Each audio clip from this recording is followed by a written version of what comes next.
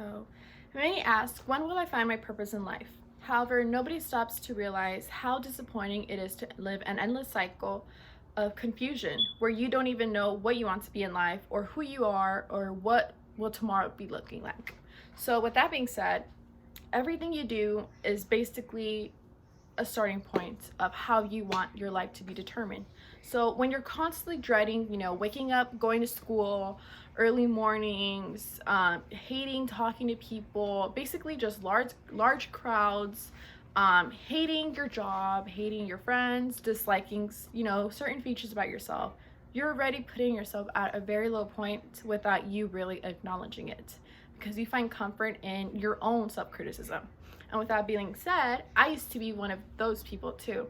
I used to think that, being negative was a source of, I thought that it was the correct opinion of myself and the way to perceive myself in society. But in reality, I was destroying my future. I was destroying my emotions and basically how I was going to commence my day for today and tomorrow. But the greatest life changer for me against all these dreadful expressions against life was learning how to overcome it with spiritual intelligence. So I believe that growing up, we were taught to get over it, right? So anything that hurt us in a way, emotionally or physically, we were told to get over it, right? Tomorrow's going to be different.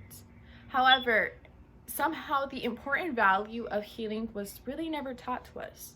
It was always, you're being a baby or you're making a really big fuss over this. That is one negative aspect that I believe that people should start to realize that that is not how you overcome life itself. So without healing from it, we carry this emptiness. It could either be emptiness, anger, or sadness.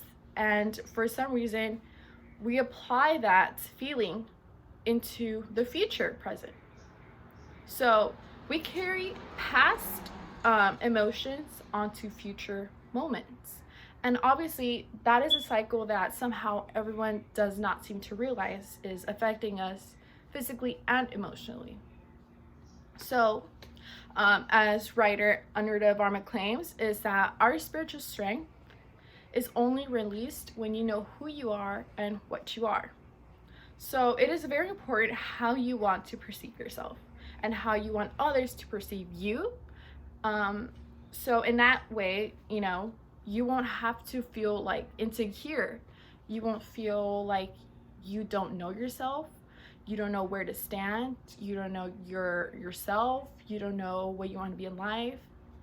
So in that way, she's basically implying that before you could start, criticizing others, before you can start start being judgmental to yourself, step back, think for a while, and really acknowledge who are you, think of your desires, your goals, focus on the now moment. And in that way, you will start to realize that life really commences when you know how to make the best of it. Therefore, clearing the misconception of, all the negative energy, all the criticism of yourself, we soon start to realize that being negative would not help you in anything. Matter of fact, it just deepens you worse into your remorse and guilt that you carry on into the future. Therefore, happiness is really implied through self-purpose, and it is exactly what bridges people to redefining their goals and definition of their own source of happiness. It all starts within you, really. A study at Western Reserve University examined the trend that keeping up with analytical thinking, whether it is meditations, journaling, exercising, has really impacted the journey of human quest and how everyone wants to have a positive aspect towards their lives. So whether it also be improving their physical and mental illness. Clearly, by following the laws of trying to find your purpose in life, you will find the strengths that your intellectual abilities and self surroundings are really blocking. This creates and manifests a richer life for you. With this new perspective that you develop, spiritual intelligence unlocks a way to perceive your life with peace for yourself and the environment. You might ask yourself, what does and how does it unlock? Well, my mother studies spirituality, and with the recent years of her teaching, I agree that miracles and basically your higher self is really opened on how you basically live your life, you know.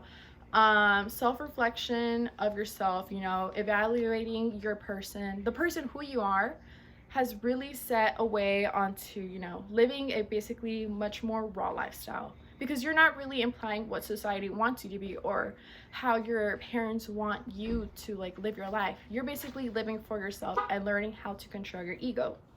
I sometimes like to compare my life, with how it was before and now. I learned that living life is really filled with the time. You basically have time to really evaluate yourself, you know. I feel like compassion and having the ability to freely move around with your emotions has really gave character to the human I am today. With that comes many points, you know. As you start to work on yourself, you start to work on your self-esteem, you start to work in your image, your goals, your future, all of that, even your career. It is basically, in a way, manifesting how you want to live your future. Because you're not constantly dreading what does she think or what does he think. You're now thinking of, will this make me happy? Is this really what I want? And with questioning your with your duties in your life, you start to either deviate from it or get closer to what you really want to do in life. And with that being said, you're really living for yourself at that point. And I like to do is that in this journal, it's basically a way where I get to basically draw out what I do each day, basically affirmations, and that is something that I've learned from my mom.